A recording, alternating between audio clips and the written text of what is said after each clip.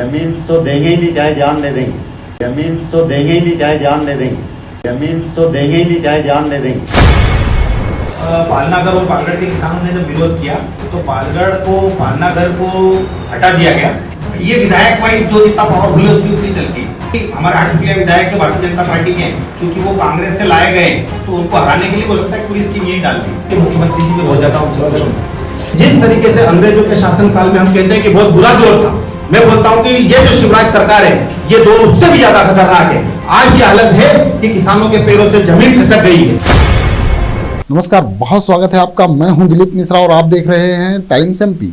देवास के निवेश क्षेत्र में लैंड पुलिंग योजना जहां किसानों के लिए मुसीबत बन गई है, वहीं सरकार के लिए गले की हड्डी बनती नजर आ रही है। लैंड पुलिंग योजना का देवास में जबरदस्त विरोध देखा जा रहा है। युवा किसान संघ ने आज इसे लेकर पत्रकार वार्ता की।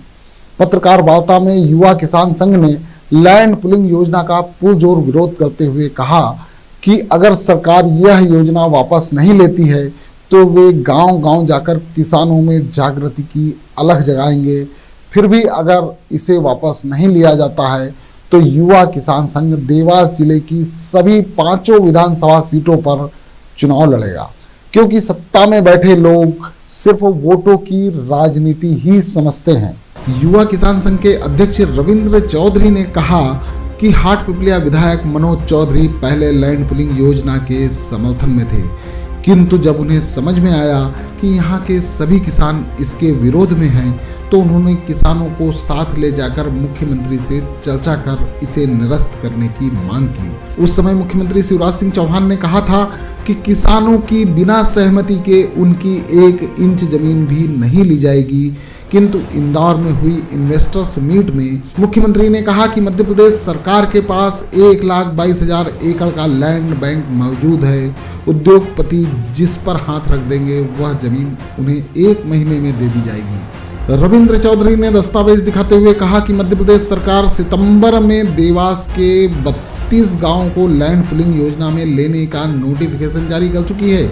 आपत्ति के लिए 1 महीने का समय दिया गया था, जिसमें किसानों ने आपत्ति लगाई, जिसके निराकरण के लिए 45 दिन की अवधि थी, किंतु सरकार ने 45 दिन बीत जाने के बाद भी कोई निराकरण नहीं किया।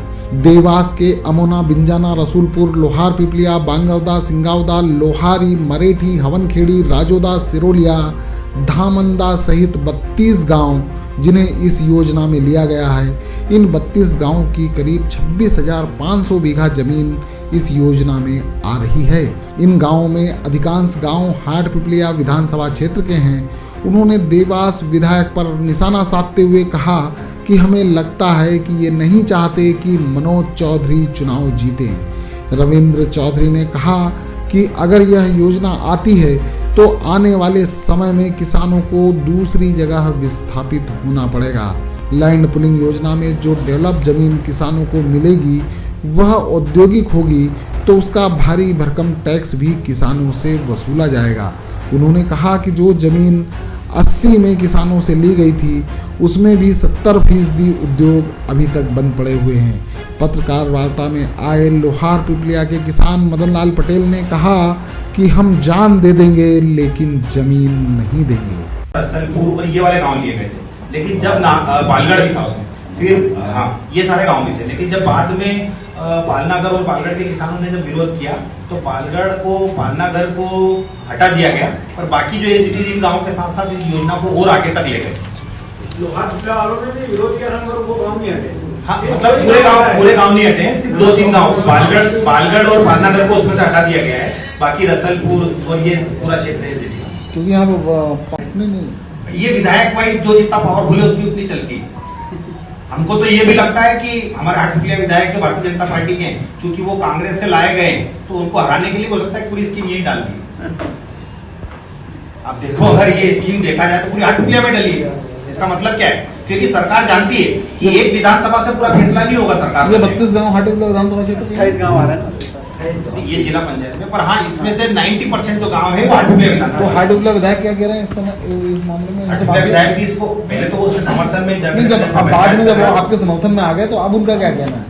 वो मुख्यमंत्री जी के पास गए थे। मुख्यमंत्री जी ने मंच पे तो उनको ये बोला कि भाई ये जो स्कीम है मतलब हम बगैर किसी किसानों की सहमति की जमीन नहीं लेंगे, लेकिन जो हमको पता लगा वो ये है कि मुख्यमंत्री जी भी बहुत ज्यादा हमसे खुश हैं कि जिस तरीके से, और हम आपका ध्यान केंद्रित भी करना चाहते हैं, जिस तरीके से बगैर सोचे समझे जब कोरोना काल चल रहा था, जब पूरे देश भर में लॉकडाउन लगा हुआ था, और जिस तरीके से हमारे देश के प्रधानमंत्री जी नरेंद्र मोदी जी जो 3 कृषि कानून लेकर के आए थे, बगैर किसी से चर्चा करें, न राज्यसभा में उसके ऊपर चर्चा हुई, न लोकसभा में उसके ऊपर हुई, और पीछे के रास्ते से एक बिल आया 3 कृषि कानून का, और अंतोगत्वा क्या हुआ, सरकार को मुंह की खानी पड़ी और वो तीनों कृषि कानून सरकार को वापस लेना पड़े। उसी तरीके से जब सरकार की कोई भी एजेंसी काम करती है, प्रदेश सरकार की कोई भी एजेंसी काम करती है, तो उसकी एजेंसी ग्रामीण स्तर पर होती है, पंचायत। ये जो लैंड पुलिंग एक्ट लेकर के आए हैं देवास जिले में, यहाँ न तो पंचायत स्तर पर किसी से बात हुई, न जनपद, जो त्रिस्तरीय सरकार का जो है सिस्टम, त्रिस्तरीय जो पंचायत की व्यवस्था है, न आपने सरपंचों से बात की, न जिला पंचायत से बात की, न आपने जनपद पंचायत से बात की। आप सीधे एक अंग्रेजों की तरह या हिटलर की तरह एक आदेश जारी करते हैं, फरमान जारी करते हैं कि ये 32 गांव की जमीन ले ली जाएगी और आज इससे का लैंड यूज ये है। यहां तक कि उस भूमि का जो स्वामी है उससे भी नहीं लिया गया। मेरा सरकार के ऊपर यह आरोप है कि जिस तरीके से अंग्रेजों के शासनकाल में हम कहते हैं कि बहुत बुरा दौर था, मैं बोलता हूं कि ये जो शिवराज सरकार है, ये दौर उससे भी ज्यादा खतरनाक है, क्योंकि उस समय पे भी जब किसानों से कर वसूला जाता था, टैक्स वसूला जाता था, अनाज लिया जाता था, लेकिन कभी किसानों के साथ में ऐसा नहीं हुआ कि उनकी जमीन ही छीन ली गई। आज ये हालत है कि किसानों के पैरों से जमीन खिसक गई है। जब हम लोगों के स्थानीय विधायक जी भी वहां पर हमारे किसान साथियों को लेकर के गए, तो उन्होंने कहा कि जब तक किसानों की सहमति नहीं होगी 1 इंच भी जमीन नहीं ली जाएगी। हमने उनकी बातों पर विश्वास भी किया। अगर हम चाहते हैं, जमीन तो देंगे ही नहीं, चाहे जान दे देंगे। हमारी एक ही शर्त रहेगी। क्या नाम है आपका? नाम क्या है? मेरा नाम मदन लाल पटेल। हमारा ये जो प्रेस कॉन्फ्रेंस है वो इसलिए है कि जिस तरीके से लैंड पुलिंग योजना आई थी और सारे किसानों ने इसका विरोध किया था, और मुख्यमंत्री जी ने कहा था कि बगैर किसानों की सहमति के 1 इंच भी जमीन नहीं ली जाएगी, लेकिन सरकार की कथनी और करनी में अंतर है। जिस तरीके से वो कहते हैं कि डबल इंजन की सरकार है, लेकिन यहाँ पर यह स्पष्ट होता है कि 2 मुही सरकार है। वो किसानों से जब संवाद करते हैं तो उनको कहते हैं कि बगैर सहमति की जमीन नहीं ली जाएगी। जब वो अपने उद्योगपति मित्रों से जब बात करते हैं तो वहां पर कहते हैं कि 1,22,000 एकड़ का हमारे पास लैंड बैंक उपलब्ध है। तो इसी सब बातों को लेकर के और मीडिया जगत के माध्यम से हमको पता लगा कि देवास में वो इन्वेस्टमेंट लेके आना चाहते हैं। तो हम यहाँ बताना चाहते हैं कि देवास में 80 के दशक से जो उद्योग धंधे स्थापित किए गए थे वो भी आज खाली पड़े हुए हैं। करीब 10,000 बीघा जमीन जो औद्योगिक कंपनियों के पास में पड़ी हुई है वो खाली है। इसके विपरीत आकर के 26,500 नई जमीन को एक्वायर करना, मैं समझता हूँ ये किसान विरोधी है, और देवास जिले के जो किसान हैं उनके एक तरीके से विपक्ष में जाके काम करेगी। और मैं आप लोगों के माध्यम से ये कहना चाहता हूं कि सरकार की नीतियों के, इन्हीं नीतियों के चलते और हमारे देवास जिले के जनप्रतिनिधियों की निष्क्रियता के चलते देवास एक विकसित जिला होने की बजाय सिर्फ एक मजदूरों का गांव बचा हुआ है, और यहाँ 200-200 रुपए में काम करना पड़ रहा है लोगों को। आपने चरणबद्ध आंदोलन की बात की थी, क्या करेंगे चरणबद्ध आंदोलन?